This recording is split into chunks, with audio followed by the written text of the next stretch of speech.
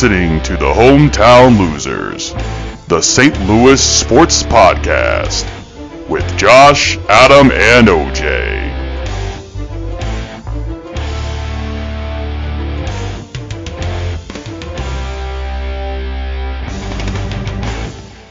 Hey everybody, welcome back here to the Hometown Losers Podcast. This is session number 50, the Big 5-0, and I'm joined as always by my co-host and Adam and OJ. Gentlemen, how are we doing today? I'm doing great. Glad to be here for the Big 5-0 and halfway to 100. So that's awesome. I can't believe it. We actually are doing good. So, damn, I'm feeling good. Yeah. How about you, OJ? I'm doing great. I had a decent day at work today. So, I just got off a little bit ago because I kind of go in like those days. But, yeah, so feeling pretty good. Feeling my oats. There you go. Life has been good for work, at least for us, because most of the folks are off of work because Labor Day was yesterday for most of the world, except for us here in the U.S. And it's also Easter this upcoming weekend. Yeah, and it's also Easter coming up this upcoming weekend for Orthodox Christians. So a lot of people are off of work for the holiday over in Serbia, where Josh and I, we work with a lot of those guys. And so it's been kind of quiet. So I've been enjoying the peace and the quiet, and yeah, it's been enjoyable. All hell breaks loose. And then all hell breaks loose next week when everybody comes back. But hey, it is what it is. I'll enjoy the peace and quiet for the time being. But either way, I'm here to enjoy it, and I'm looking forward to this weekend, going to the Battlehawks game, caw, and it's going to be awesome. Yeah, it's on Star Wars Day to boot. So May the 4th. May the 4th. May the 4th be with you. Loving the Battlehawks, of course. Yes, indeed. Yeah. So we will definitely get to the Battlehawks here shortly, but let's go ahead and talk about a team that we won't be talking about probably for a while, and that is, of course, the St. Louis Blues. So real quick, the final tally here is they finished 43, 33, and 6 for 92 points. They were 6 points away from a playoff spot this year. Disappointing season, obviously. They kind of made a little bit of a run. We'll see, obviously, how they come back next year. Not terribly too certain what needs to be done there. I don't know if there's any, last words you guys want to say around the Blues until we, kind of put them on the shelves for a while. Or, I mean, if I could just dive straight into the NFL or NHL, playoffs if you guys want to. Well, I'd like to say something, Yeah, go for it. What I got to say is that, to me, they're sort of both. When I believe at the beginning of the year or the beginning of the season, when we were predicting, I think I said I thought they would squeak into the playoffs and be like one of those bubble teams. I was almost right, but they just didn't quite have the juice to get there. So that's a disappointment. But on the other hand, I think I've seen a lot, huge strides in team cohesion and their attitude towards how they play the game and stuff. Like, they really did go on a little heater at the end, and in order to make it close. But they just, like I said, they just didn't quite have the guys. But the point is, it seems like they're all pulling in one direction finally. I don't know why that took so long to figure out. But yeah, I mean, they had that drive to them that I hadn't seen in years from this team, frankly. So I think that's a positive development. And we've seen some positive developments from some of the guys on the ice as well, like Jake Neighbors. It looks to be he's looking at good stuff. So that's a very pleasant development. So you never know, if Dalibor Dvorsky, he's a big guy for his age. So if he puts in some work, he's apparently pretty driven too. You got some guys on the way that are maybe like a year or two out, or maybe a couple guys that will be up next year that could help. So I don't know. I'm feeling pretty good about the direction of the team in general, despite having a disappointing season. Yeah, I will say that they definitely rose, to the occasion a little bit more than I thought they would. I definitely didn't have them very high this season. I just did not feel it. They definitely went above my expectations, not where we would want them to be, obviously. But to your point, OJ, they definitely showed a little bit more of the cohesion. Again, not too certain why it took so long The concern that I have with it specifically around the cohesion is you got to start much quicker next year. You know what I mean? Like you got to make sure that you're playing and driving forward as a team collectively much quicker. You can't like wait until midseason to figure it out. This team is not talented enough to do it, kind of like 2019. Go on. I think it's the kind of thing that can carry over, though, if you got a lot of the roster staying the same. For sure. Which is probably largely, except, maybe they buy out Krug or something. Probably not buy him out. Mm-hmm. They might try to trade him or something like that, if they had to sweeten the deal. I know I was reading a Jeremy Rutherford article, and that was a possibility he threw out there was like something like the Shen deal, where we moved Yori Laterra in that. People forget that, too. And so, like, you threw in a first-round pick and to get them to take Laterra, but that you also got Shen back. You know what I mean? So you find some undervalued guy. If you're smart, you might be able to move him and still get some value back still. And, so. Just, then the next question is, too, I just want to say, and the next question is, too, is, in the offseason now is what do they do with Drew Bannister? The question is do they bring him back, name as a head coach or not? I really like that question. Yeah. Yeah. I mean, if you think about it, the speculation's been that they're waiting for a guy to talk to a guy that's in the playoffs. And so naturally everyone's like Jim Montgomery. Mm-hmm. So, but who knows? I mean, the dude's been insanely successful in Boston. Are they really going to be running this guy out of town? But I don't know. We ran Berube out. Well, we didn't. The GM got rid of him. But he was on the hot seat. Yeah. That took like some really bad hockey though before it happened. Like the Bruins haven't failed Montgomery. So like, I don't know. But hey, if maybe that's who it is. It could be an assistant. But they said it's a short list, and Bannister's one of the guys that's on it. So, and I'd be okay if he winds up being the hire. Like, he seemed like he did a good job with what they had. Considering that we felt like this year was going to be a bust anyway, I mean, it literally took all the way up until 2 games before the end of the regular season to actually learn our fate, per se.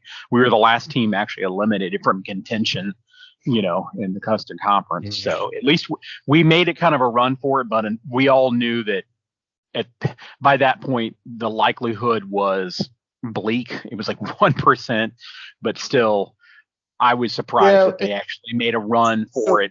All things considered up to that point, because I felt that the likelihood, but say 4 months prior to that, 4 to 6 months prior to that they were very bleak. I didn't even think that was going to be possible, to even making a possible run at a playoff spot.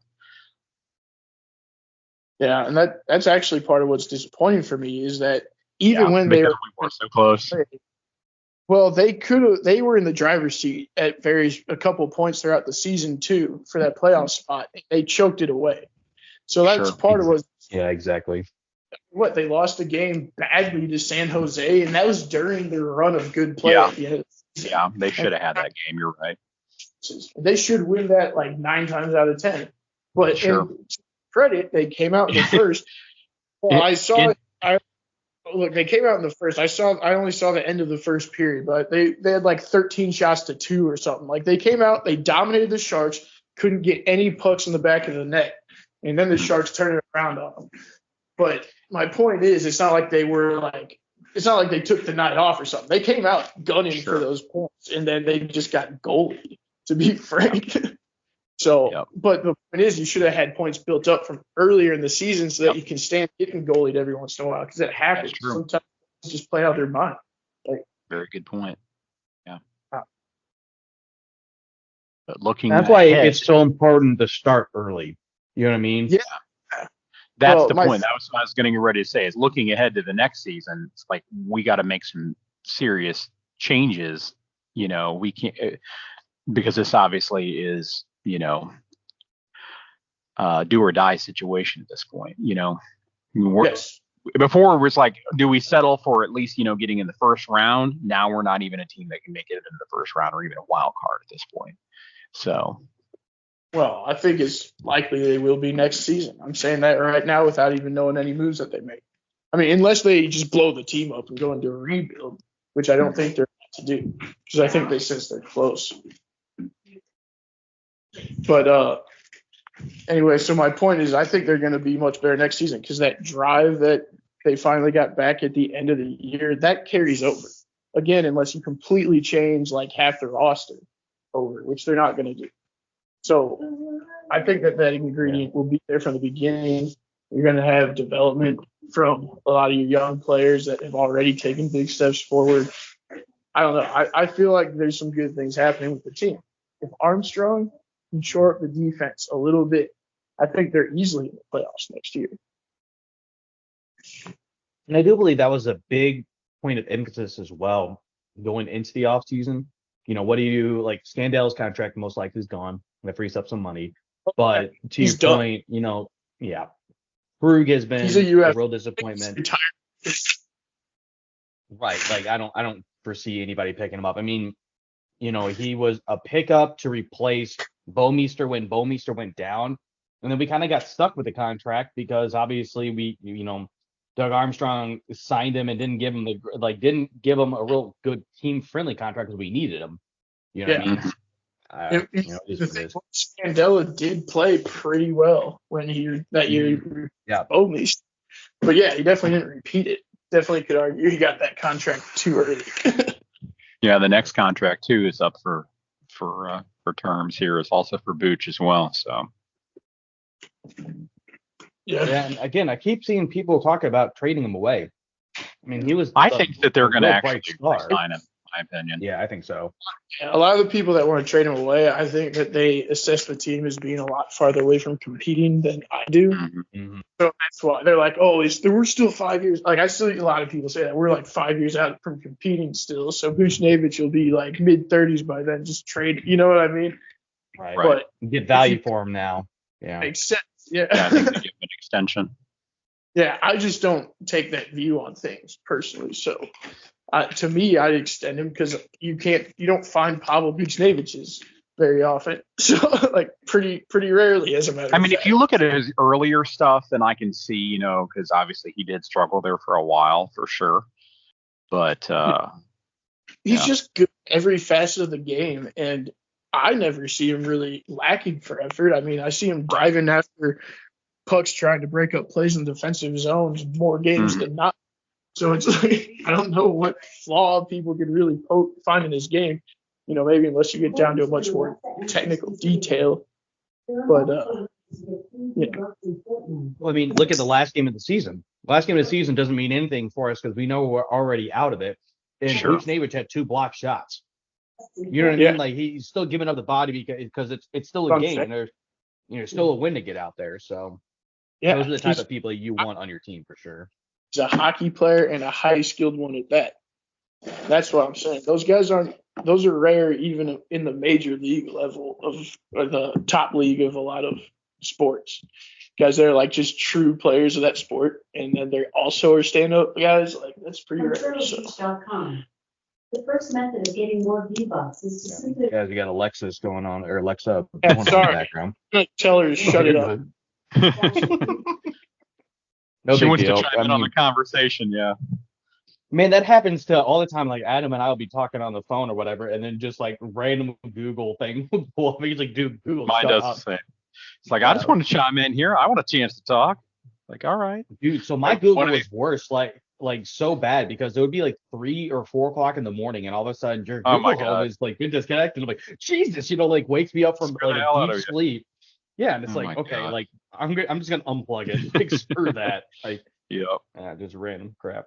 All right, guys. Well, let's go ahead and veer off here a little bit and talk about the playoffs that we have for the NHL right now. Some of them are already decided, but I'm just gonna go through them for our listeners since we have not had a session since they started. So, taking a look at it in the first one, the number 1 seeded Stars versus the number 4 Vegas Golden Knights. Right now, that series is 3-2 in favor of Dallas. Jets number 2 versus the Avs, who are number 3. Colorado's won that series 4-1. So the Colorado took it in 5 games. Canucks versus Predators. Canucks are the 1st seed. Predators are 4th seed. Vancouver is leading that series 3-2, but the Predators are really putting up a good fight against the Canucks. The number 2 Oilers versus the number 3 Kings. Edmonton has won that series in 5. They win the series 4-1. The number 1 Panthers versus the number 4 Lightning. So an all Florida battle. Florida won that in 5 games, 4-1. The Bruins, number 2 seed versus the Maple Leafs, the number 3 seed. Boston leads that series 3-2, and most likely will knock them out as Matthews is still out for the Maple Leafs. Yeah. Number 1 Rangers versus number 4 Capitals. Well, the Rangers swept them in 4 games. And the Hurricanes, number 2 seed versus the New York Islanders, the number 3 seed. Carolina took care of them in 5 games, winning the series 4-1. So the Rangers will play against the Hurricanes in the next round as well. So obviously, you have Dallas on the verge of knocking out Vegas at this point, Vancouver on the verge of knocking out the Predators, and Boston on the verge of knocking out the Maple Leafs. So we're very, very close now at this point of closing the door on the first round and moving into the second round. But the question I have before we even talk about any of that stuff that we want to talk about, and Adam, I'll start with you here. Sure. What do you think about this format? I hate this format now, like where the number 2 and number 3 of the conference play each other. I feel we need to go back to the original. I 1000% agree, because it feels like there's you get a kind of a disadvantage, honestly, in this situation. Yeah, it just doesn't feel very fair compared to how it used to be. I mean, it gives, you know what I mean? It's just it pretty much gives the obviously the number 1 seed basically a shoe in, and then your number 2 and 3, they are just obviously it's a battle for the most part, right? And it gets them there's a disadvantage, I mean, compared to the old format. So I wish we could go back. Yeah. OJ, what's your thoughts on it? I agree with Adam. I mean, the NHL said that they did this for to promote rivalries or whatever, but too many people see that it's 2 of the best teams in that half of the conference are just playing each other in the first round now, and you actually have easier matchup in the conference final. It's stupid. So yeah, 100%. And you take a look here, like the Rangers, looking at just the Eastern Conference period. Yeah, the Panthers are good, right? But a lot of people have them behind, just in power rankings, behind the Rangers and the Hurricanes. Well, here we are in the second round, and the Hurricanes are going to be facing off against the Rangers, which a lot of people believe should be the Eastern Conference Finals. It should be. I mean? You're absolutely right. Yep. It's just the way they do it. And again, the fact that that is already decided now that that's going to be happening. So there's no say there's an upset, right? Just say the Lightning overtook the Panthers, because of the way they do their seeding. Now it doesn't even matter, because there's 2 number 1 seeds, 2 number 2s, 2 number 3s, 2 number 4s. So there's no way to distinguish between the 2 of them. So it's and that's the reason why they have it this format. So again, if the Lightning would have won, knocked out the number 1 Panthers, like every other professional sports has done, that number 4 would then take on, since they're the lowest seed, would then take on the highest seed, right? Yep. So then they would be taking on the because Rangers. that's what makes sense. Right. It works for everybody else. So if you had 2 upsets in a row in that side of the bracket on the Eastern Conference, just using this as an example, the Lightning upset the Panthers and the Maple Leafs beat the Bruins, you would have the number 4 and number 3 seed facing off against each other. And then on the other side of that bracket, you would have the number 1 versus the number 2. How does this make sense? Okay, cool. And to your point, OJ, then it ends up being that the conference finals are you have one team that's ready to already a favorite to win the Stanley Cup. And then here comes the dark horse team. It's really? So it's you get past the first 2 rounds, and then you can take a sigh of relief, essentially, and maybe not even play your best hockey and still get into the Stanley Cup final. Okay, cool. And it should progressively be getting harder for you. That's the point. That's the whole reason why it's the hardest. It's the hardest trophy to win in professional sports. And it should be. It should be. I was saying when the Blues won it, I felt like the Sharks series was the easiest series. That was the one you felt pretty good about winning, probably. Yeah, in that first round, right? Because that was before Bufflin left and all that, the last year. They had a pretty damn good team. And then Dallas had a pretty good team with that was a very tough series. Well, obviously going into overtime and Game 7 and all that shit. That was a very tough. That was the thing about that. So, I felt fine against the Jets because we had dominated them during the regular season. So I felt good about that. Dallas, I thought, was going to be a real challenge. Mm-hmm. When we faced the Sharks, when you looked at the Sharks roster, it was really stacked. And we obviously, historically, in the playoffs, have really struggled against San Jose. But I felt fine because there were so many damn injuries that the Sharks had going into that playoff. So it felt worse. That's what I was saying. Erik Karlsson was struggling, dude, and none of them wanted contact. You can see, if you go back and watch highlights, we just bullied them out of the rink. Like, you want to go get the puck behind your net? We're just going to come crush you and take it. Like, there's one where Steen goes by, it leads to a goal where Steen just abuses some guy behind the net, passes it back up front, and there you go.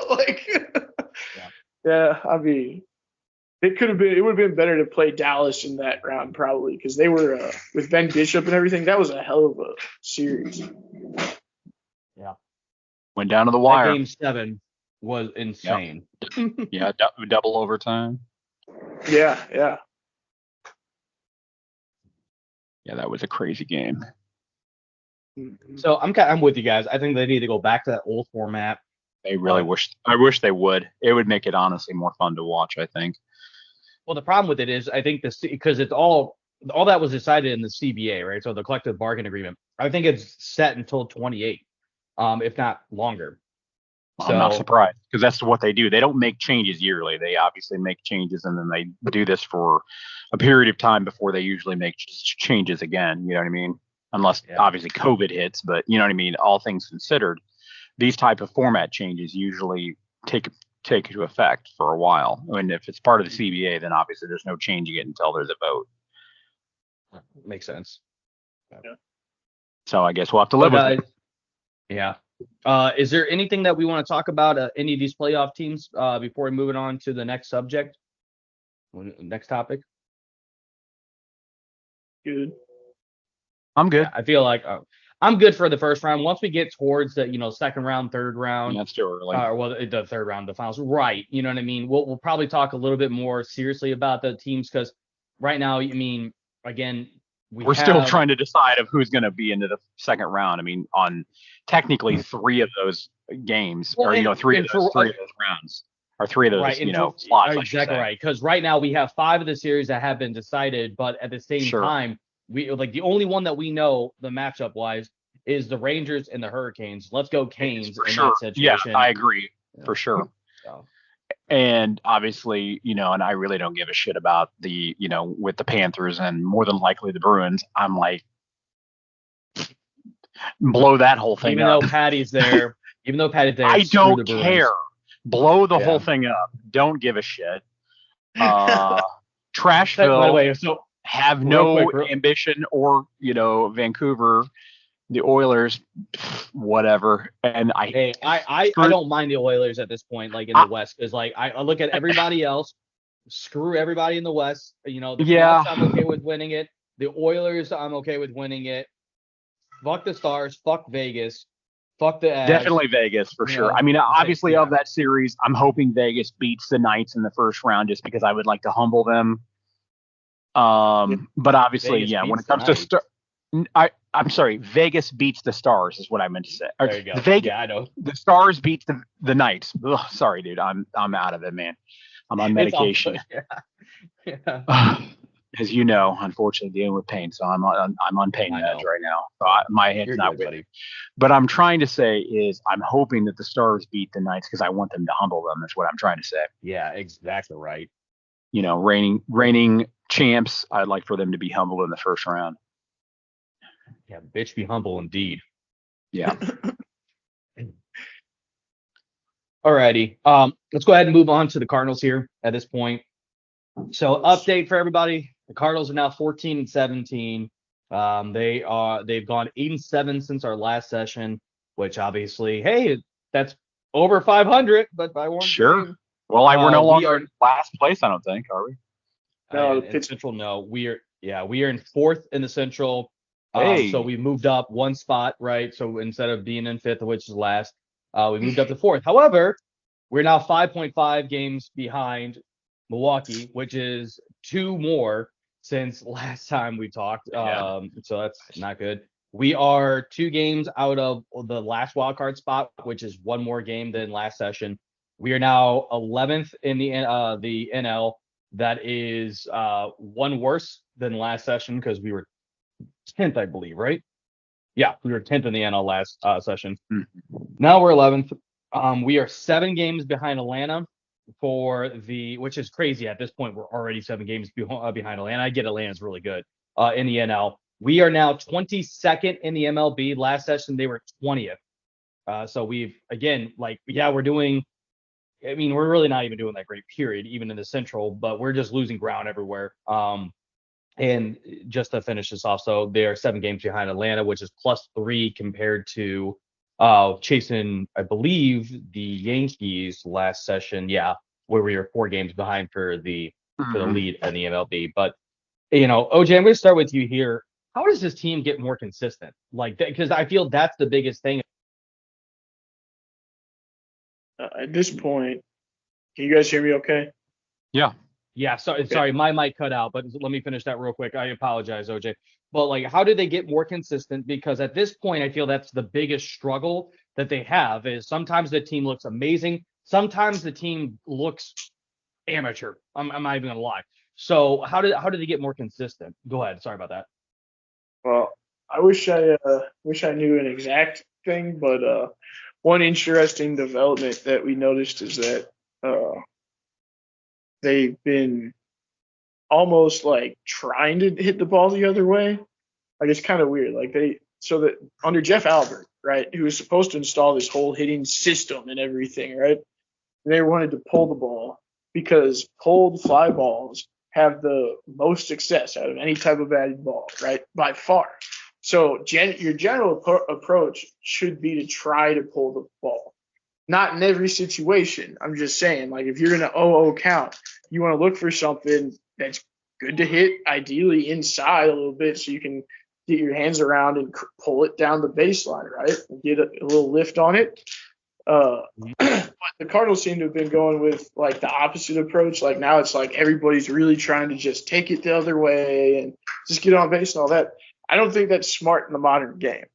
And this is the kind of thing where it's it seems to be somewhat of an organizational approach, which sometimes it's the right way to approach a plate appearance, but not all the time, not the majority of the time.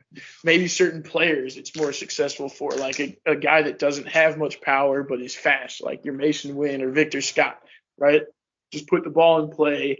If they pitch an outside pitch and you can get to it, just loop it over the first baseman's head or whatever, right?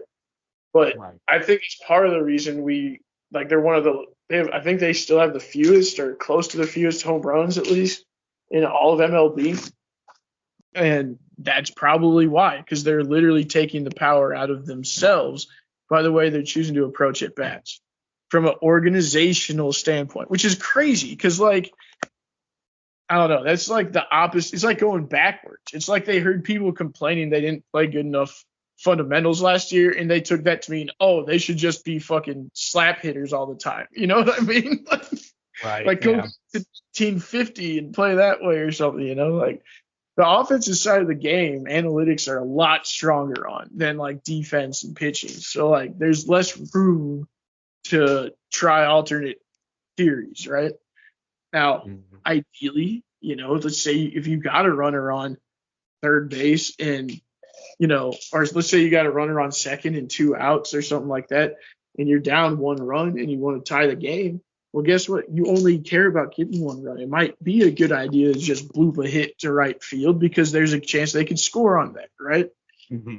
Rather than sell it for the home run. But your general that's situational hitting. That is not your general approach, right? Yeah, exactly. People wanted situational hitting from them, and it's almost like they heard that and they're like, "Oh, that's how we should approach every plate appearance now," because apparently that's what their hitting coach is teaching.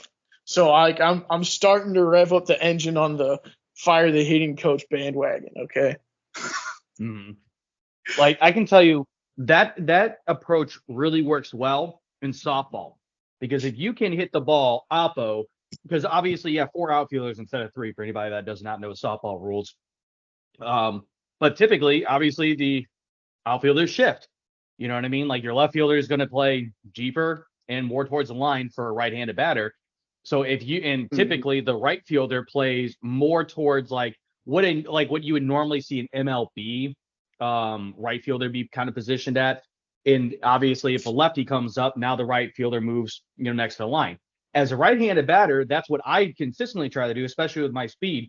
If I can do exactly what you were just talking about, OJ, and bloop it kind of over the first base line, especially if it hits like right on the line and kind of goes towards like where like past the foul line being like towards like the out of play, I'm at least at third. You know what I mean? Because I know that right fielder can't get to it, and I'm probably going to be scoring. Like that's just kind of the result of it. But in Major League Baseball, that does not work. And I feel like because the two games that I've watched, and I haven't really watched a whole lot of Cardinals baseball on TV. I mean, I've been like in and out of stuff. If it's on, I'll have it in the background, but I haven't like sat down and watched. I've been to a game, which by the way, for anybody of our listeners, get to the 703 Club because Adam and I had an amazing time. That was awesome. That was great. They had a full bar. They had a nacho station. They had a pizza station. They had a pasta station. But the biggest thing is they had frozen drinks. They had pina coladas, and they had strawberry daiquiris. Oh my god, it was so damn good. And so good. A full bar, dude. Pina coladas. Oh. If you like pina coladas and watching the Cardinals, go to the 703 Club. Pretty sweet. Maybe that's what we'll do, OJ. We got to try to get you there, dude, because it's a good time. Like, and honestly, like the seating so you have like a little bit of, I mean, you never been to like the National Club car rental, which is another really good one. But like, there's like, they have like little tables that are on a sign. Like a National Club car rental, you got to get there early because if you want to sit down and eat, it's like those tables fill up really quick because there's not that many tables. So most of the time you are going to your seats, which again, like 95% of the seats that are in that section are outside. So like you're taking like, pasta and stuff like that and like sitting on bleachers, like seats and eating it, which is not a big deal, but it's kind of a pain in the butt. Here, there was a lot more tables, a lot more open.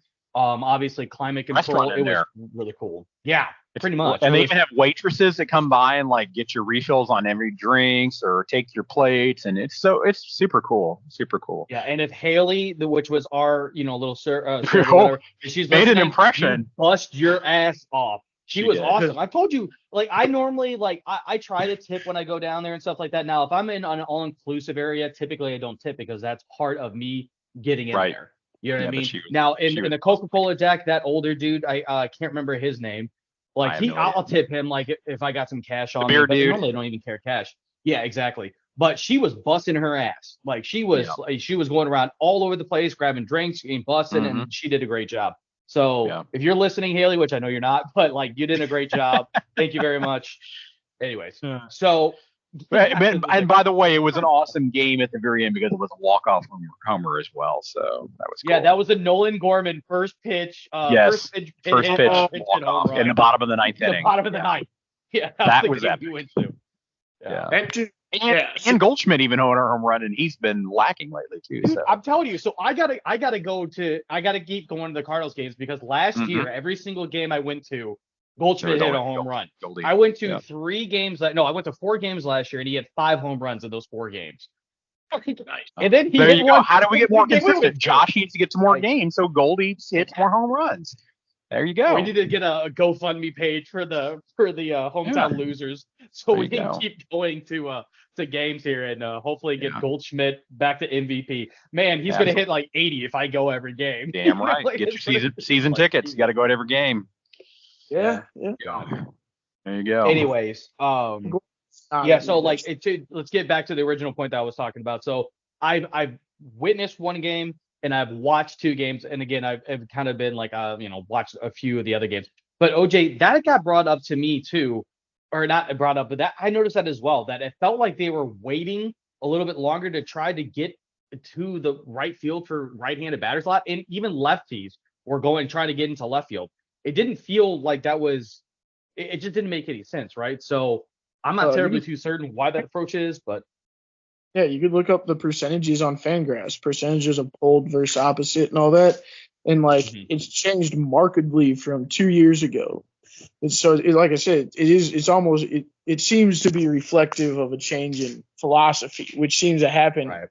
So I think it actually fell precipitously the year after Jeff Albert left. So even though they didn't have as many complete dry spell nights as then, they kind of started changing their approach then. So it does seem like they're going back towards a more old school hitting approach, but like it's been pretty well proven that that's not what works. A lot of our guys aren't meant to take advantage of that. Like we've been instructing our minor leaguers while Jeff Albert was there to hit the other way.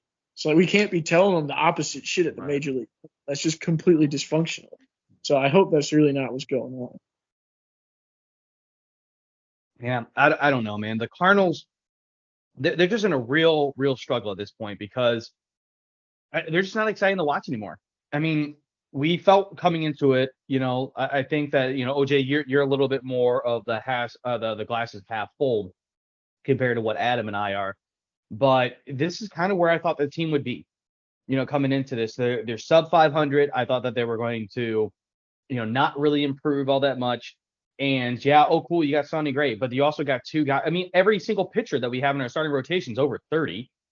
Like that's just not going to be, and especially it's not going to be good, but it's also not going to be for consistent future success. Like growing up as a Cardinal fan, and Adam, you can definitely talk about this being the older guy here, and I'm not trying to like put you down or anything, but you always felt all right, but you always felt like you knew the Cardinals plan, right? Okay, this prospect's going to come up, and then eventually it's going to take over here. This prospect's going to come up. I mean, people tend to forget that we knew Albert Pujols was going to be coming up and replacing Mark McGwire, and that kind of became a big thing for a lot of people because of that. You know what I mean? It's like, how are you replacing that? Well, okay, I mean, Albert Pujols was a left fielder in 2004, if anybody remembers that, but they're like, yeah, he's not that fast, so we're going to put him on first base, and then obviously ends up being a Gold Glover over there. Mm-hmm. So you felt like you knew what the Cardinals were going to do, and that there was, even if they had like what would be a down year, you knew what, like, so I don't know. I'm kind of rambling right now, but my thing is, you just don't even know what the hell is going to happen with the Cardinals. So I don't see them being successful for the next like 5 years. With this roster, Goldschmidt is going to get there to the point where he's not going to be able to continue to play at an elite level. Arenado, you're wasting Arenado's prime years, essentially. You're wasting that right now. That's what I feel. And cool. I mean, Walker can't find consistency, shouldn't be in the outfield anyways. If you look at the statistics around him, you just don't. And Mason Wynn has really struggled. It's just the decisions that the organization, whether it's Ollie or not, they just haven't made much sense to me. And it's really hard. And I think we're seeing that, Adam, specifically with you and I, in their ticket sales. I get called at least twice a week to try to get me in the ballpark. And I just refuse to do it because they don't have. Why would I invest my money into a team, especially when your ticket prices have gone up compared to 2 years ago? Whatever. It is what it is. But, Adam, what's your thoughts here? I mean, how do you feel that this team can get more consistent? Well, there's several areas, obviously. I mean, if I was a manager of the Cardinals and I was really like looking to be more consistent, I've been looking like at the current roster and our statistical performance. Looking at it, first and foremost, one of our major pain points is pitching. And you have to really start monitoring closely the performances of the likes of course, Miles Michaelis and Steven Matz for sure. They have extremely high ERAs. And right now it may really be necessary to adjust their roles a little bit. Said now that Matz was just FYI. Like that's why they're blaming his last 2 starts on him being hurt. Injury. Get the fuck out of here. Yeah.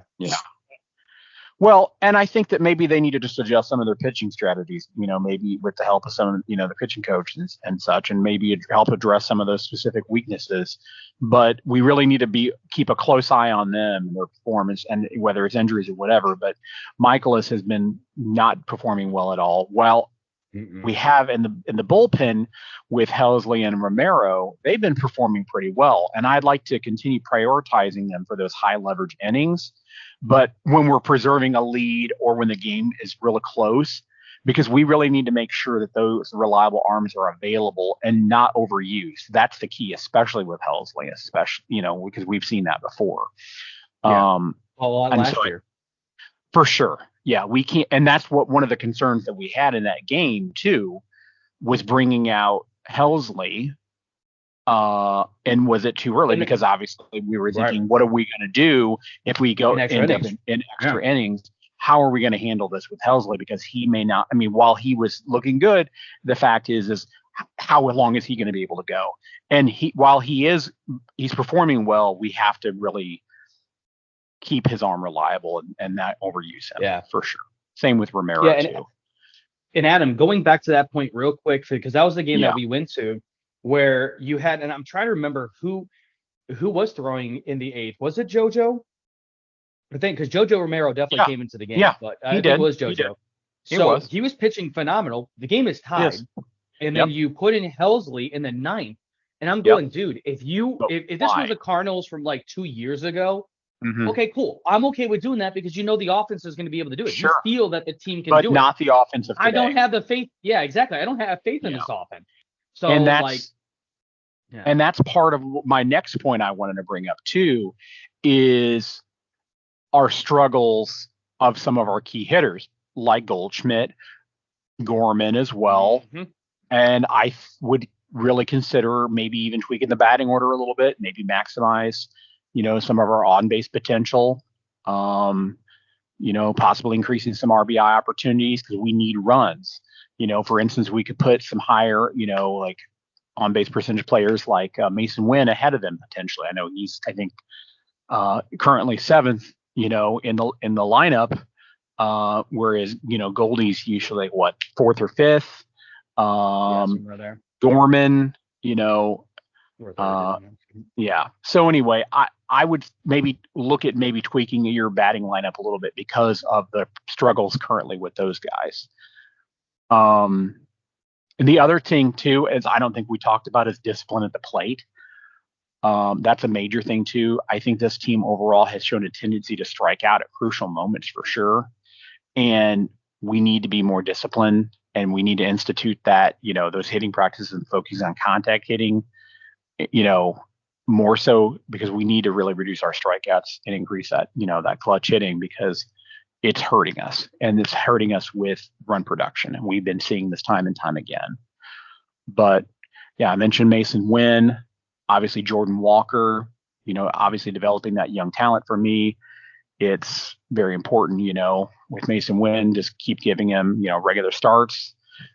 I think that'll help develop him, and provide a spark in the lineup. Same with, Jordan Walker. He's particularly, been beneficial to us, I think, in the long run. So, I think from an offense perspective.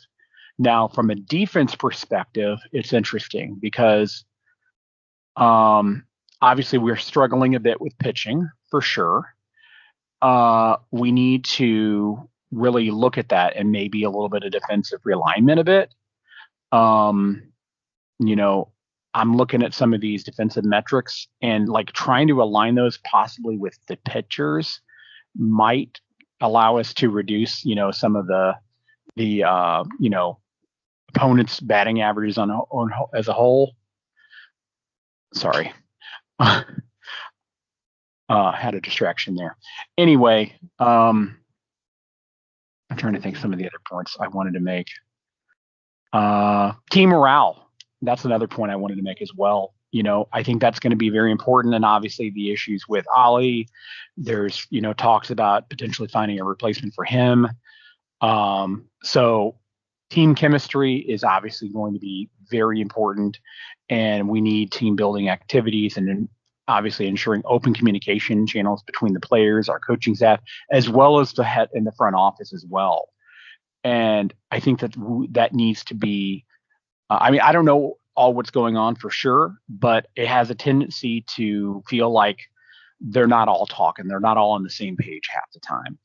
But I think that those are some areas that they can definitely improve upon, at least in the near term. I don't know if it'll make them more consistent, but at least it's areas that we can address. Yeah, and I think that's very important because the bigger thing about this is we need to be honest with ourselves. St. Louis is a smaller market. We're definitely never going to be able to compete with the West Coast or the East Coast teams, or Texas. We're never going to be able to compete with those when it comes to viewership and stuff like that. And we're definitely probably not going to be able to compete with them with payroll. So how do you get big stars to come to St. Louis to play? Yeah, win. All you have to do is fucking win. Larry Walker, I mean, this is a little bit of a different situation because he got traded from Colorado over here, but he did have at that time a modified no trade clause, and he agreed to come over to St. Louis because that was 2004, and we really didn't even have a spot for him. We were that good, but he bat second in our lineup and played right field. Like, I mean, you have a Hall of Fame hitter batting second on that, you know what I mean? And obviously, probably should have. That's the best Cardinals team, in my opinion, that didn't win. The World Series. I think they were better than 2006 and 2011 when you looked at just how stacked that freaking lineup was. But regardless, like he knew that there was a good chance of winning a chip over here. Why do you think? I mean, like Arenado once out of Colorado, and obviously again he was also traded. So I don't know if he had a no trade clause at that point. Goldschmidt signs here because he knows that we have a great track record of getting into the playoffs, winning the division, getting into the playoffs. Well, all of a sudden that goes away. And if I'm Arenado, I'm going, dude, you guys lied to me. Like, I opted in and you promised me all this shit and it's just not here. So screw you, trade me. I want to win a championship before I retire. I'll go to New York at this point. You know what I mean? That's just like, if I'm Arenado, that's where I'm feeling. And like, there is so many Dodgers, or not Dodgers, but Dodger fans that are screaming to get Arenado at third base, because again, he's from that area, and there's been a lot of talks that he might request a trade, and that we would have to get rid of in my opinion, our best asset, and give him to the Dodgers. Like, what the hell are you doing? So I don't know. Again. And it goes into it that you don't feel comfortable with the Cardinals in the next 5 years. Some of that has to do with, all of a sudden the boom in San Diego and LA of spending money like nobody's business. Same thing with the Mets and others, just these huge economic booms for the teams that can afford it. But regardless, that's not going to change. MLB is not going to put in a salary cap right now. They're still not talking about it. So, I mean, it is what it is. No, they're just going to have the luxury tax, and they're not, and obviously the Dodgers don't give a shit. They're just going to laugh at it and just keep blowing away money. And what the Mets and everybody else. What the MLB needs to do is get with, like, look at the NBA model and go with that. Because the NBA model, again, it's the same thing. Most people believe that there is a hard salary cap. Technically there is, but there's really not. That's why, like, you have LeBron James and Anthony Davis on the same team with D'Angelo Russell, excuse me. Like, if you have two max contracts, they're both making over like $55 million a year, which is a great amount of money in basketball. But they can afford that because it just puts them into a luxury tax like apron. There's two different aprons. And the thing is, the longer you stay in that apron, you get a repeat tax, and it keeps going up exponentially. So like my Golden State Warriors, for example, like the ownership group now goes, well, our nucleus is really old. We're probably going to have to shift to go younger. So some of these guys might not be able to get signed because we've been a repeat offender for the second umbrella or apron in the luxury tax for a very long time. Now it's a 1.5 modifier on what it is, and it goes up every single year. So that's what they need to do in MLB, because these luxury taxes are fucking. They're not doing anything. They make all that up and just revenue from people bringing the person in. Look what they're doing with Ohtani. I mean, they're going to just defer it as a higher thing and just get around it as well. It doesn't matter because they're going to make all that revenue up plus some with the next 10 years with Ohtani or whatever it is. And then they'll pay him off after that, and they're already going to make all that money up more than that. You know what I mean? Because their franchise is going to be ridiculous. So. Yep. Yeah. It is what it is. It is what it is, but I would say that Arenado's part of the problem right now. tell you the truth, because No, I agree, but I think a lot of that has to do with the fact that to me, when you watch him during warmups, when you watch his body language and stuff like that, I don't think that Arenado's happy anymore. I just think that he's kind of going through the motions and he's not playing with the fire that he has played his entire career. What maybe it's part of it slowing down, because he's older. But again, I think he feels kind of stuck right now. You know what I mean? So I don't know. That's just my opinion. I don't know, but it's just well, the funny thing is they kind of modernized their pitching approach, it would seem, with the Heim Bloom hiring and shit in the offseason. And that would seem to inspire some of their moves for the bullpen. I'm not sure if it inspired any of their rotation moves, but if you look at the numbers, the rotation and the bullpen have both pitched easily well enough for them to win a lot of games. The offense has completely shit the bed this season, which is like the aspect of the team most people felt the most sure of, me included. So it's kind of staggering to see that. But if that ever got going like it's been capable of in the past, I mean, think about it. Jordan Walker had like a 54 WRC plus before, and then they finally sent him down. And like he ended last year, his rookie year, with a 116. So how does he regress so hard? You know what I'm saying? They had some black holes in the lineup that definitely dragged down their numbers, and they replaced them. They still are dealing with Siani quite often in the outfield because they need somebody that can at least field. I agree with them on that. I'm happy with playing Siani, but man, they really need to get Dylan Carlson back because Siani does not have a bat either. So it's kind of, and he's better than Victor Scott, you know what I mean? But to your point, it's still not great. Yeah, exactly. So, it's they some personnel changes could help the offense. But by and large, I really do think it is organizational hitting approach kind of sucks too. But the main point is this team is bad for a reason no one expected. No one saw this coming. If the pitching worked out, right? The things they set out to fix so far seem to have been fixed pretty well. It's the thing that they thought they had, the ace they thought they had is just gone to shit. So what are you going to do, man? But that said, I do agree some of these moves, like, I don't know, bringing Victor Scott up this year, bringing Jordan Walker up last year, like there were not baseball operations people that were saying, oh yeah, Jordan Walker's ready to come up and play outfield in the major leagues. Nobody said that. It reeks of ownership trying to meddle. And I've heard that the DeWitts do meddle. Like they're at least somewhat involved. But I think that it's actually been successful in the past with Junior, I assume. But so this is my speculation. I'm speculating that control of the team is kind of fallen to the hands of the third more. And he's trying to like run the team a little bit like his dad did, but he doesn't know what the fuck he's doing. Because that's kind of what some of these moves seem like. They seem like, and the person making them didn't know anything about baseball. Yeah, you're trying to put asses in seats rather than being able to put up runs and numbers. Yeah. So that's what I'm saying. It reeks of ownership changing hands, and that's what I worry about. Honestly, is like we're just set on like it's stupid to be worried about this yet, but it's like the back of my mind. Worst case scenario is like we're just headed for 20 years of just like Rockies type mediocrity. Until the fucker finally sells the team. But who knows? Maybe I could be completely mistaken. So. Yeah, because you take a look at our farm system also is not nearly as highly rated as it has been for 20 plus years.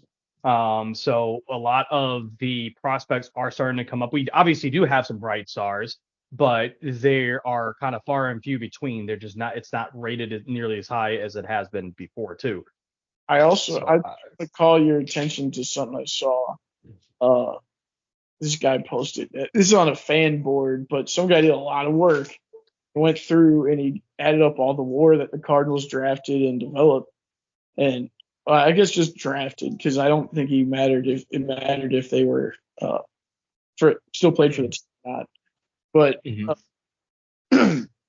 anyway, the point was they got way more WAR. Like they were like the team with the second most WAR in like the last 20 years of guys they drafted. Second to like maybe the Dodgers or something like that. But Yeah, and then if you looked at their average rankings, though, of the teams, like it was almost like reverse order of like the rankings of their farm systems versus the amount of war that farm system actually produced. So like these rankings, like these guys ranking these farm systems, they don't know. Like you can't really use that as evidence of a point, is what I'm saying, because they're so wrong on a lot of the time. So yeah, I just wanted to throw that in there. Yeah, I mean, I do believe that again. Like, I will say I am tired of us trading away players and then the guys becoming all stars. I mean, like It's regular. It's a normal thing. I mean, Tyler O'Neill is just tearing the cover off the ball right now, and we could have really used Tyler O'Neill. Healthy. He already has been on the injured list once this season. Yeah, it was good process. If Tyler O'Neill's playing good now, then good for Tyler O'Neill. But a lot of it's the ballpark. A lot of it is B. I think he has a chip on his shoulder, so he's probably trying harder to stay on the field this year to prove all the haters wrong. But because don't get rid of him if he just stays on the field for us.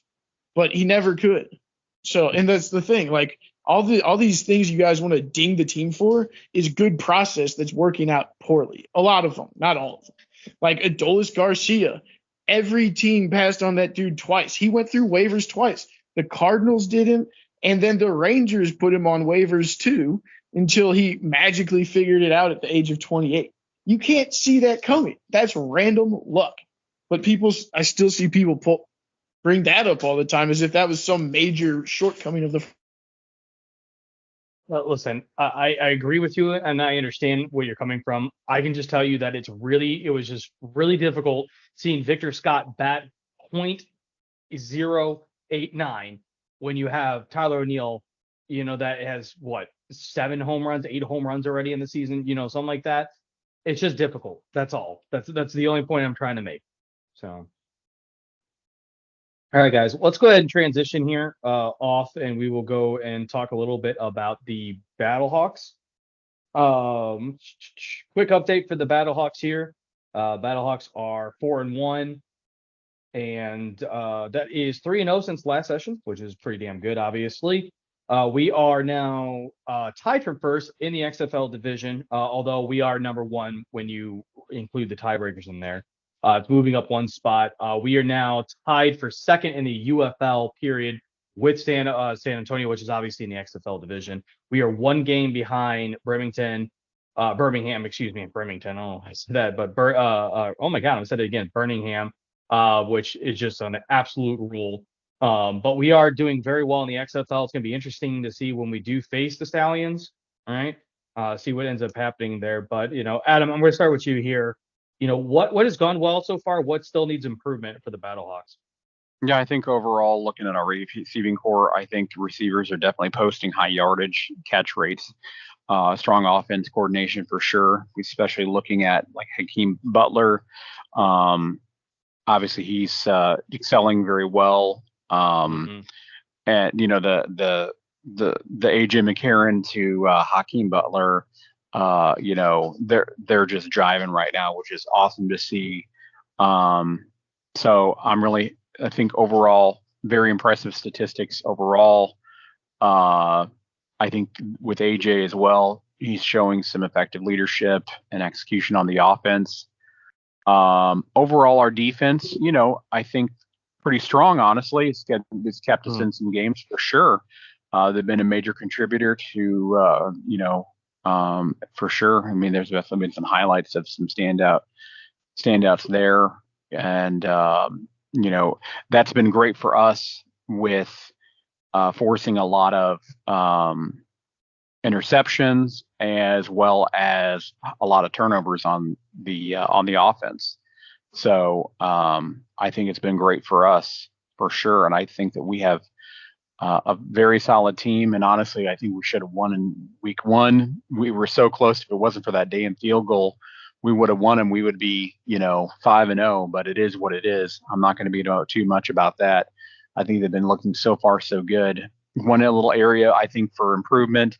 I think probably, penalties overall, reducing penalties definitely could help us for sure. We're losing some yardage and opportunities to infractions, and I think that definitely can also hinder some of our momentum for sure. So I think definitely watch out for that.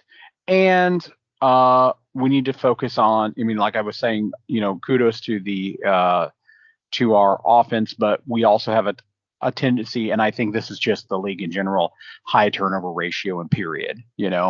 I think seems like we see a lot of turnovers from time to time, or 3 and outs, I should say, as well.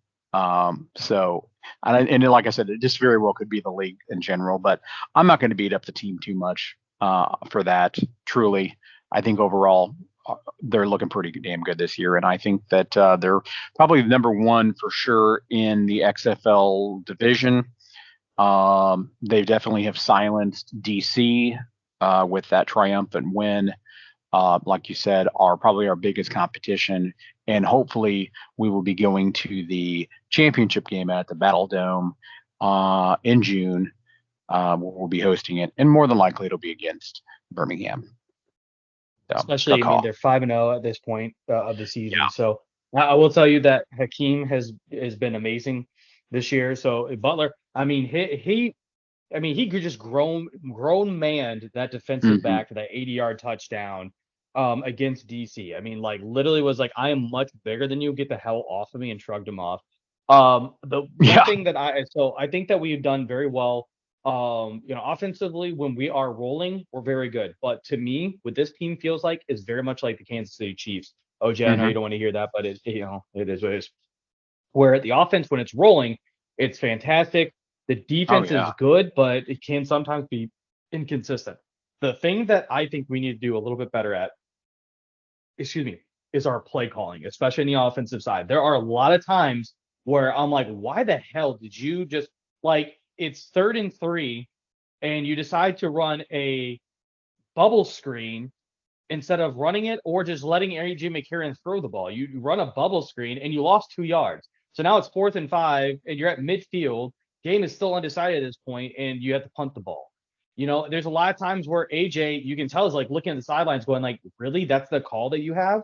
But there's not enough time in the XFL to be able to like deviate or change off that play or anything like that. I mean, you can do some simplistic things, but there was several times in the game against DC where AJ, especially when it was handing off the ball, like he would hand off the ball like on another run, and he just kind of like throws his hands up and like looking at the sideline, throwing his hands up, like, great call. That was a stupid play call. I don't understand why you did that. And so I do kind of see that a little bit as well. To your point, Adam, as well, cleaning up some of these penalties. Although I will say that there's been 2 penalties that I've seen that I think are absolute bullshit. The one in DC where Jordan Temu slides and they get that roughing the passer on the linebacker. Okay, listen to me for a second. And that sounded really bad. Sorry. What I mean, just listen or whatever. Jordan Temu runs out and slides, just like a quarterback's supposed to slide. He slides right at the feet of the defender, who, by the way, already committed to go down to just stop his momentum, and just in case like he was going to hit him, because he decides at the same time. He's already in the motion of going down. Also, he's protecting himself because Jordan Temu is about to literally swipe into his ankles and potentially cause an injury, because he's also being blocked by a wide receiver. So it's not like he can just jump out of the way or anything like that. The wide receiver is trying to block and give Jordan the opportunity to run it for a few more yards. So what is the defender supposed to do? He's just, okay, go ahead and spike me right in the shin. Go ahead, bud. Go ahead. Go do that for me. And so he like lowers it down. They're like, oh, that was such a nasty hit. I'm like, dude, all he did was lower his shoulder down. And when Temu's ankle or like feet came into his ankles, he let him go, because what else is he supposed to do in that situation? He can't stand up and take a spike in the fucking foot. That's not how this works. Most football cleats are metal spikes, by the way. So like that just really irritates me when it comes to stupid shit like that. In the game that we were at too, and I'm trying to remember the exact situation, but it was again like a late hit out of bounds when the dude got pushed into him. So it's just like, what do you want me to do? So like I'm running and I'm going and I get pushed into the back, and so now I'm losing my momentum, or not lose my momentum, lose my balance. My momentum's taking me forward, and I hit the guy. Well, what do you want me to do? Like, you want to somehow just be able to like snap to the left or snap to the right and avoid the contact when the dude just hit me from behind? Like, come on now. That to me is, there's been two of them that are just a little ridiculous. And Dean Brandino, I don't think he's done a very good job this season. Last year, he got a lot of gruff. I didn't think he did it that bad. There's been a lot of reviews that I'm watching, and I don't agree with his analysis of it or the call. It's just like, how do you not see it for the full picture? Why are you only looking at this? That's just me get off my soapbox. But regardless, we do need to clean up the penalties offensively and defensively, but I think we need to get a little bit better play calling and trust AJ. Trust McCarron. The dude won 2 national titles. He was the MVP of the league last year. Just let him go figure it out. You know what I mean? Yep. There's times where you're going to need to guide him and kind of tell him, no, this is what we're going to do with this personnel and stuff like that. But to take the ball out of his hands, or like, okay, hey, it's 2nd and 10. Let's go ahead and run the ball. Really? 2nd and 10. Let's go ahead and run the ball. Cool. Why did we throw in 1st down then? Like, why are you going against the grain on that? I mean, just let AJ McCarron throw the ball, because even if it's a short completion, a quick slant route and stuff like that, okay, 3rd and 5 is much better than 3rd and 8. So I don't know. That's just my opinion on it. OJ, what's your thoughts here when it comes to the Battlehawks? What have they done well? What do they need to improve on? Yeah, so I think that in general they've been pretty good. Actually they've been excellent by results, but the offense definitely could score more. Like, I think they should beat DC by more. But I agree, it's because they probably could stand to throw the ball more. AJ McCarron is the best asset they have. So, in my opinion, they should be running the ball just enough to keep opponents honest. And other than that, just air attack. Because not only do they have Hakeem Butler, they got Marcel Aitman, who's real good. Like, they've got a receiving core and they've got a quarterback. You got Pearson now back off of injury, who led the XFL in receiving yards last year. Yeah, that's what I'm saying. Like, use your best assets to put bread on the table. Like, let them get the job done. Your running game should be a sideshow at this point, ideally. Yeah, it's going to be interesting to see how the season finishes out, but so far so good. So good for the Battlehawks. They seem to be getting more and more into a better groove. So hopefully, again, to Adam's point, we'll be there watching them in the league championship at home. That'd be great. Tickets. No. We plan on it. Regardless. They'll make them available. Obviously, they're not available yet. Yeah, I was gonna say, holy crap. They'll make them available to season ticket holders. Yeah. I will tell you something really funny, OJ. So Under Armour has a thing going on right now, and it's for like an exclusive deal. Since I buy a lot of shoes from Under Armour, and so I'm like one of like 10,000 people or whatever. No, that's for the Stephen Curry stuff, but whatever. It's some sort of sweepstakes that popped up, and I signed up for it just for the hell of it. But it's like, hey, we're gonna take you and 3 of your friends for an all paid trip or whatever to go to the UFL championship game in St. Louis. And I'm like, yeah, like I'm gonna enter into it, so I win, and they're gonna be like, oh, we're gonna save thousands of dollars. I just given the ticket to this guy because he's already in St. Louis. Yeah, right. Like, that's pretty funny. Yeah, exactly. Yeah, probably get to go stay in a nice hotel or something at least. Yeah, I'm assuming there's got to be something for that, because that's what I would do. I would take take some people and let's just go to like a hotel, because I'm sure they'll have some sort of boarding thing for it or whatever, and just kind of use it as a weekend to like party. Yeah, exactly. And then you get seats to the game and everything. It'd be pretty sick. So, well, it does say ground transportation may be substituted for air transportation to the sponsor celebration if air travel is not required due to the winner's proximity to St. Louis within 100 miles. There you go. Sorry, I had to take a deep breath there. God damn, I feel you should be working on commercials for all the shit, man. God damn. All travel arrangements, room selection, and accommodations subject to availability and sponsor discretion. Any upgrades or changes requested by winner or at winner's expense. There you go. All right, guys. Well, let's go ahead and transition here to our last topic we have for the night before we head to our sign off. Let's talk a little bit about City. STLC had a quick update. They are now 2-6-1 for 12 points. They are 1-1 since last time. So that's 1 win, 1 tie, no losses since last time. They are now ninth in the West, which is moved up, I think, 3 positions since the last time we talked, from 12th, I think. Hold on one second. Yeah, 12th in the West. However, we are now 6 points behind Real Salt Lake for first. That is 1 point more than what we were last session, which was 5 against Vancouver. We are 18th in the MLS, which moves us up 1 position, as we were 19th last time. And we are 9 points behind fucking Miami, or not even 9 points behind Miami, but 9 points behind Messi. Let's be honest. Correct, because Miami sucked last year. Yeah, exactly. Well, and now they're number 1 in the East. Yeah. Let's just get to it here. I mean, is this team a playoff team? OJ, I'm going to start with you on this one. What do you feel? Do you feel that they are a playoff team, will make it, and can they be successful in the playoffs? Yes, I do believe so. Like I said last time we talked about them, but I want to reiterate the point. I think they've gotten much better moving the ball, playing with the ball. They just look like a much stronger soccer team than last season, where last season they kind of were relying on the counterattack to do damage for them.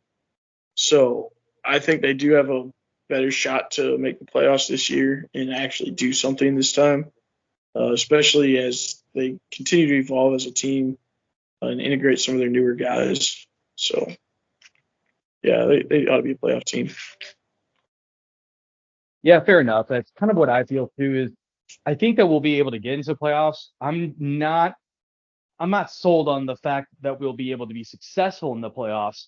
But if they can turn it on and we can actually get some wins and kind of get a little bit going rather than just tying every fucking game, then I feel a little bit more comfortable. That's the kicker. And that's where I'm going to go tying into my speak on this. Absolutely. Is that if we can start turning some of those draws into wins, then absolutely. But we have to actually start winning. We've only won 2 games this season so far. Mm-hmm. Yeah, but we've only lost like 1 or 2 also, right? Only lost 1. But the fact is that's absolutely important, though, for us if we want to stay competitive. I mean, we're on the cusp of potentially falling back out of a playoff spot. I mean, we're at we literally are 1 point away from being out of the playoff spot again. I know that it's still early, but we're going to have to start winning. Is my point. Yeah, because the biggest difference between MLS and, like, say, the NHL, it's 1 point for a tie, 2 points for a win in the NHL. It's 1 point for a tie, but it's 3 points for a win. 3 points. So it's a big and difference. That's huge. You get a win, that's 3 fucking ties.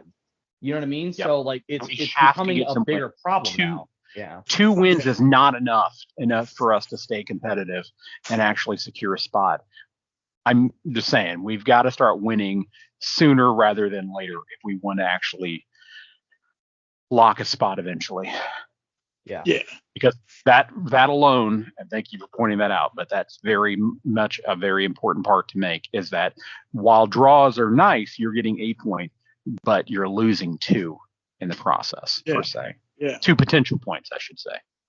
And the good news on that front is that it's not like they play a super drawish style. Like, they don't just try and shut everything down and just hope for a 0-0 win or something, or draw. I mean, like the last draw they had was 3-3 Kansas City. Like, they're coming back from deficits, and like they're playing what I consider to be an entertaining brand of soccer.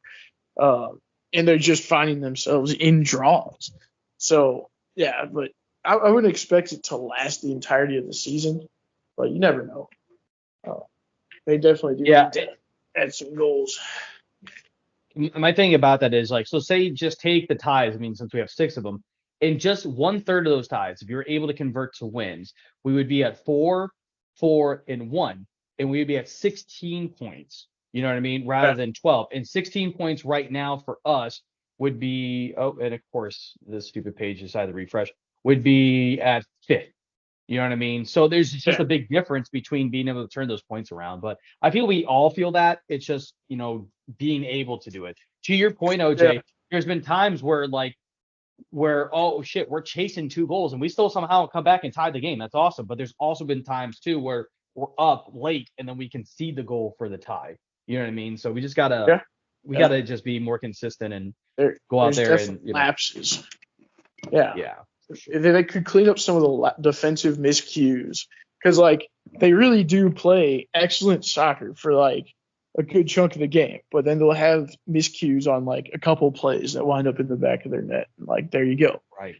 Now drawing. Like so if they could like somehow avoid, like you said, just one less of those plays a game and give up one less goal or something, then you're good to go. So all right, guys, let's go ahead and head to our sign off. Adam, would you like to tell the good listeners and how they can interact with the show and ask us questions?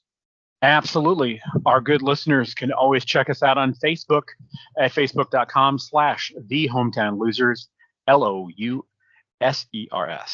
Or check us out on x.com/Hometown Losers. We'd love to hear from you. Maybe even post some questions. We'd love to interact with you guys. Give us a like. And be sure and share with your friends as well. Over to you, OJ. Yeah, so for the game of the week, we'll just do I guess it's Houston. Well, it's kind of interesting. You got the Battlehawks playing Houston and the Cities playing Houston on the same day. Really? So that's kind of interesting. Yeah. Battlehawks got the Roughnecks on Saturday at 2 p.m. and that should be here, if I'm not mistaken. Oh my God, Adam! And so then, that's what we should do. That's what we should do. Real quick, 7:30 Saturday night. You got the St. Louis City at Houston. So there you go.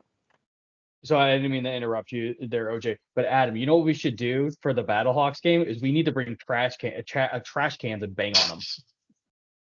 That's funny as hell. Yeah. That would be so stupid. People would be like, why? They would know. Well, how much weirder can we be than those weird ass? How much weirder can we be from those weird ass people that are in our row that are like holding up vegetables in the middle of the game as well, like freaking onions and tomatoes and potatoes and weird shit. Did you hear? So did you hear the wife that was sits next to us with the kids? She goes, "Fucking millennials." I know. So OJ, they're literally like 4 people. They're holding up onions, like just random, like hold up onions or tomatoes, and you're like, Jesus Christ, what does that have to do with anything? And they're like holding them up with both hands, like Simba, like Simbaing a onion. Where people are trying to make noise to like distract the kicker from making a field goal. They're doing that, like that's going to distract the kicker. Be like, oh, what is that? Like what the fuck? It was the weirdest thing I've seen, but. I guess this is what happens when you make tickets affordable. I suppose it's good that the other sports are so expensive to attend. Yeah. Jesus. Alrighty. All right. Well, I just wanted to say, listeners, it's that time of the episode where we get to dive into the numbers and tell the stories behind the game. So without further ado, let's send it over to Josh for this week's Stat Blast. Thank you, guys. So I got 2 very interesting ones here. I kind of went with a different source that I normally do. And I thought these were very odd. I had to fact check both of these. That's how kind of crazy this is. Okay.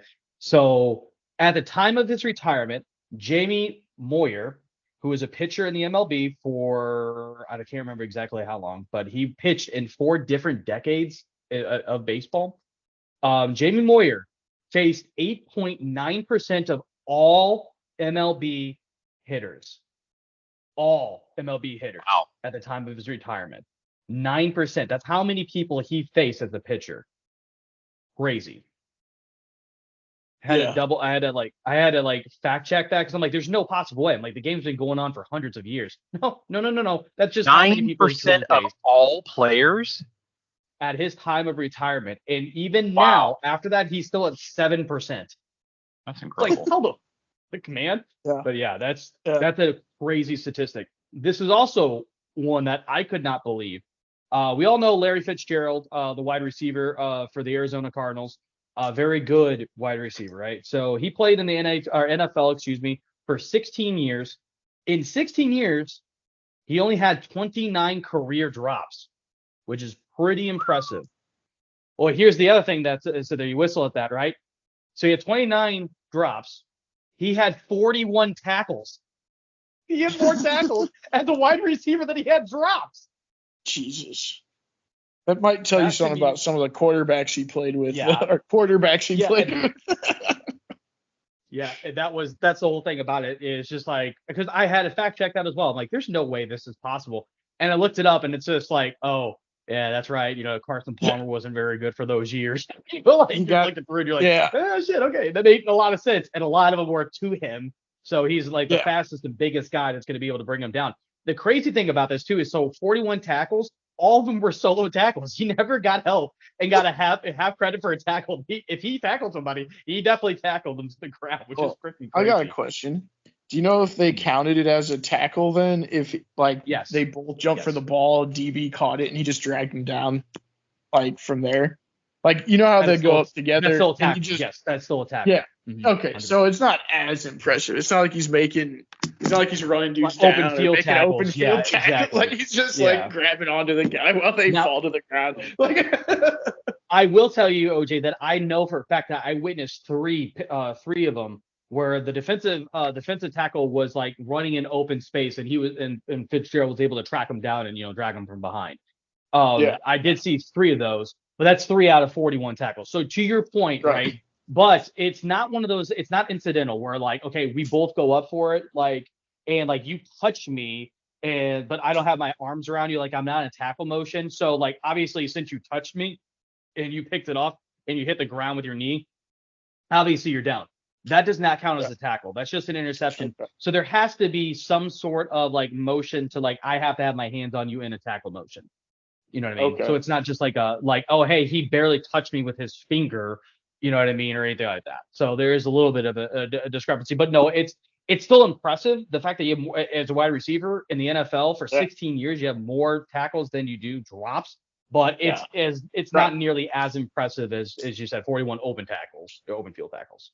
Yeah, but no, you're right. You're absolutely right. It does a great job of just showing how few drops he had more than anything. Yeah. Just crazy. And just one other thing too, just an interesting thing for Stat Blast. I just wanted to chime in that I literally just saw that 70 years ago today, Cardinals legend Stan Musial hit a major league record, 5 home runs in one day. It was a doubleheader versus the Giants. Doubleheader. Yeah. I was about to say I thought you were about to say one game. I'm like, that has not been done. I know that for a fact. But it was one day. It was one day. Yes, one day. It was a doubleheader. So there you go. I think it's been done 2 other times since then, I think. But I guess at the time it was definitely a record or whatever. Oh yeah, it definitely was a record because I think if I remember correctly, he hit 3 in the day game and 2 in the night game. But also in the night game, if I remember correctly from the first time he did it, he also batted 1,000 in that and had 2 doubles as well or something like that. In that game.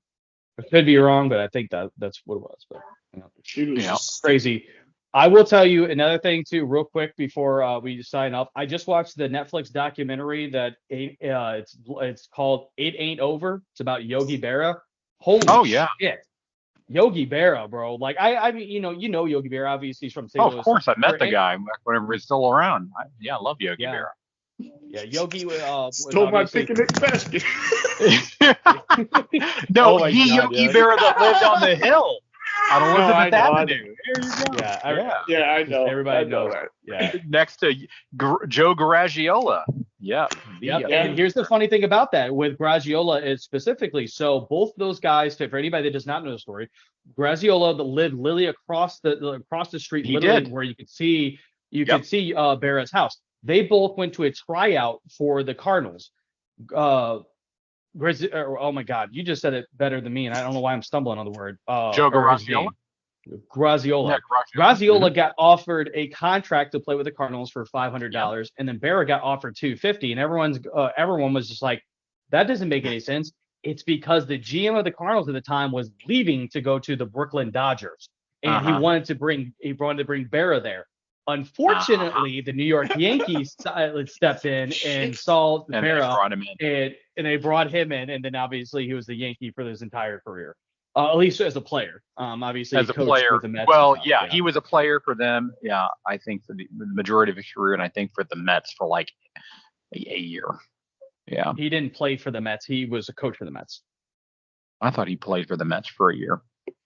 He might have been it might have been a player coach, because that's what they were talking about. But I don't think maybe it was. Yeah, it could have been one of those things because obviously he was still a catcher, so maybe it was like he got brought in. He was probably a player coach. Yeah, but regardless, yeah, it's the other stat to it is like he's got 350 home runs and like less than 500 strikeouts in his career. Like holy shit! Ah man, just crazy. Like the statistics around him were nuts. 10 World Series wins as a player. He's got 3 as a coach. And what you want to talk about a strong defensive catcher, and that guy is a really short guy. Met him before, and in the whenever he was playing, he was like 5'7", and as he got older, of course, he got smaller. But he was always a very small guy, and it was so unusual to see somebody that strong of a defense, not only a power hitter but a strong defensive catcher, and he was such a small guy. It was pretty incredible. So yeah. Not to mention too, he also served in the Navy, and he apparently was right next to my grandpa at Omaha Beach. So he was in the Normandy landings. You're absolutely right. He was there on D-Day, June the 6th. Yeah. Yes, sir. Interesting stuff, but yes, sir. Alrighty, guys. Let's go ahead and we already headed to our sign up here, but I'll go ahead and lead us out here. So again, appreciate the listeners. Thank you very much for listening in. Please reach out to our socials, ask us the questions. We love interacting with our fans in the show. Stay tuned here for next week on the Hometown Losers podcast, where we continue our craziness and all of our silly antics. We will catch you next time. Have a great night, everybody.